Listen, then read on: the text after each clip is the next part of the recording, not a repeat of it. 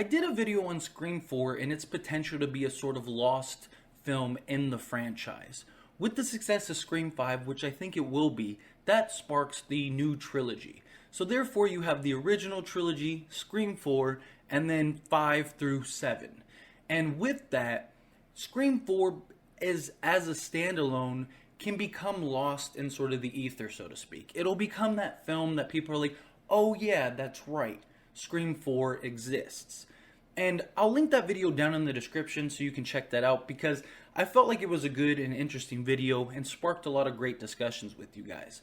But the reason I bring that up and created this video is because it got me thinking of where would the franchise be and what direction would they have gone, assuming Scream 4 was A, more successful, but also Wes, let's say, didn't pass away, or even that Kevin Williamson got to do his original vision, and therefore they would have continued the franchise in that direction instead of these new creators. So let's discuss it and figure out what directions they could go. Before we get started, be sure to like this video. It helps me out a lot, lets me know that you enjoy these types of videos, and subscribe to the channel, followed by the bell notification so you never miss an upload. Let's get into it. So going off of our what if, it's very likely we would be approaching a Scream 6 or 7 at this point.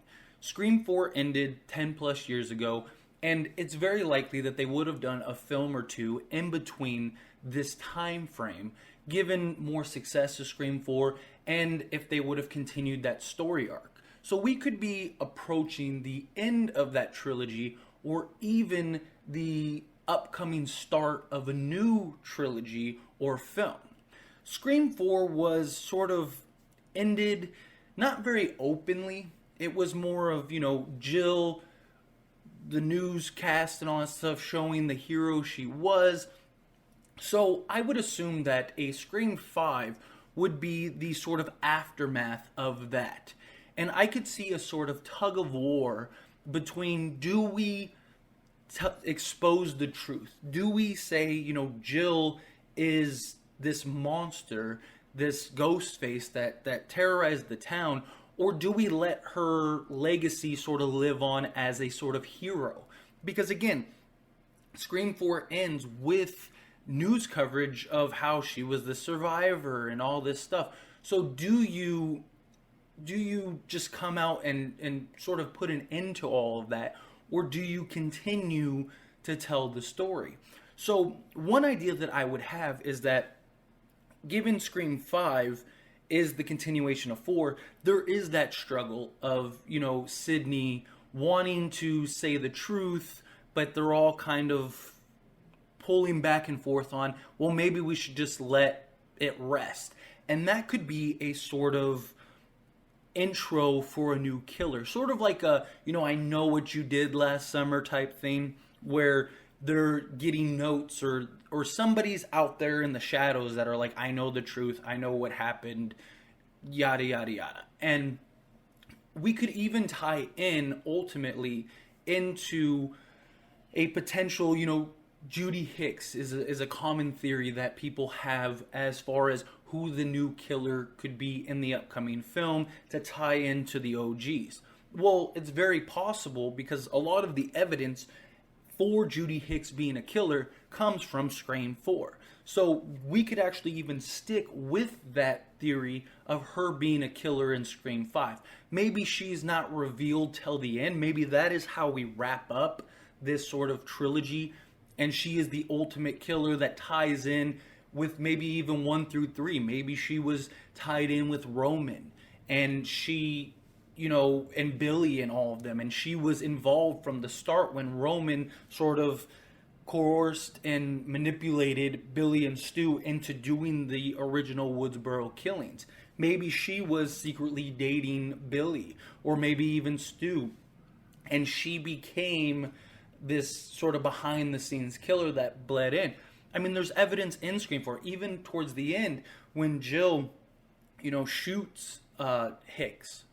She falls on the ground and is hiding behind the bed the entire time until it's over, and it's revealed that she has a bulletproof vest.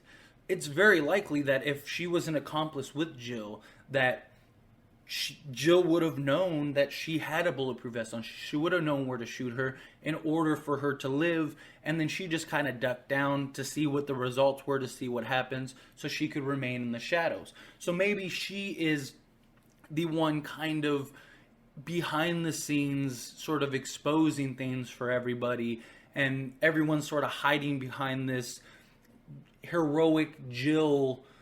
And Hicks is the one sort of trying to expose and do all this stuff from behind the scenes, while another killer is the one actively going around doing their Woodsboro thing. So now you have that, like, well, what if there was a third killer?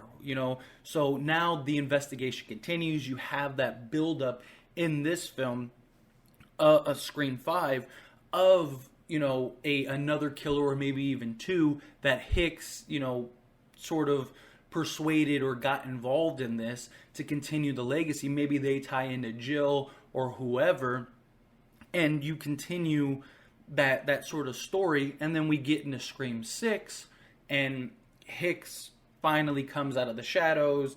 Maybe we lose a key character, a key piece along the way, and now you have the Hicks story arc. And she's the sort of mastermind of 4, 5, and 6, because that was how Scream 3 sort of happened. You had Billy and Stu, which would be, the Jill of this entire thing, and then that transitions into, the random, Mickey type killer and the revenge killer. And then you have the sort of mastermind of the whole orchestration of the previous two films. I think that was something that they really could have done with this new trilogy. So Jill and Charlie would be your sort of Billy and Stu. And then you have two new characters that, one, maybe not exactly like how Billy's mother and Mickey, but somewhere along those lines, where they're you have the one revenge type person. Maybe it's Charlie's cousin or whatever, however you want to do it, or somebody tied into Jill. And then maybe it's the anybody. I mean, you could bring anyone out of the woodworks for that. So you have like your Mickey and Mrs. Loomis type story for Scream 5, and then you have the whole Scream 6 of Hicks being the mastermind, the orchestrator of the whole thing. So I could see that kind of being, because that was the trend with the first trilogy. I could see that sort of continuing with the next three and becoming it that leaves off however it leaves off. Perhaps Sydney takes out Hicks at the end, or maybe they want to move into a new direction, and you have what is rumored about the OG3 going out. Maybe the OG3 do go out in the final three, and that sort of wraps up this version, this universe of Scream as we know. And now we're getting into 7, that is these new creators that are creating a new franchise without the OGs. It's just a sort of thought that I had. Again, I'm kind of doing this on the fly. It's sort of something that was just sort of spinning in my head, and I'm kind of spitting it out as I go along. So, hopefully that was a well enough explanation for what type of direction could have happened.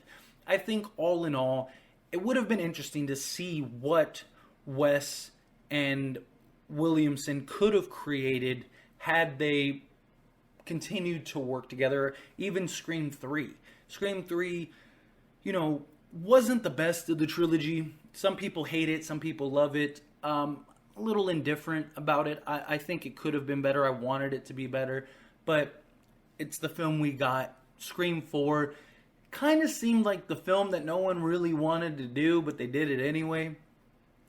Perhaps if we would have kept that connection of Williamson and Wes, or even if Wes, passed and Williamson was able to take over the mantle like the new upcoming Scream, then perhaps we would have gotten a better set of films and a better trilogy, and Scream 4 wouldn't be the standalone that it is. Because like I said in the previous video, it's very likely that in the grand scheme of things, eventually it'll be that sort of lost film.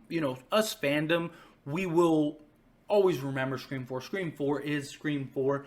Some people love it, some people hate it, but it still exists in the Scream franchise. So it'll never be a film that like people completely forget about. But like I said, it'll be a film that's like, oh yeah, that's right, Scream 4, type thing. It'll be, people will talk about the original trilogy, people will talk about this new trilogy, assuming it's successful, which again, I think it will be. So you have Scream 5, 6, and 7. That will be the new trilogy that people will talk about, the newer generations, the ones that, pick up the Scream franchise from this point and carry it on. The old fandom will sort of blend in those three, and Scream 4, I feel, will just kind of be its own thing. It'll be the Scream that people randomly mention, We'll see it on Jeopardy one day of what Scream film was whatever, and people will be like, oh yeah, Scream 4.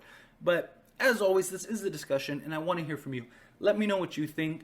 Let me know what kind of ideas or direction do you think that Scream 4 could have went if Scream 5 and 6 would have been the continuation of that story. I'd love to hear your guys' creative sort of ideas as far as what they could have built off of Scream 4, assuming they continued that story. So let me know down in the comments, join the discussion as always, and let me know what you think as a whole. What's your opinion on Scream 4? Check out that video. Again, it's linked down in the description. I really think it's an interesting video. And as always, like the video if you haven't yet. It helps me out a lot. I really appreciate it. Don't forget to subscribe to the channel, followed by the bell notifications, and I'll see you all in the next one. Thank you.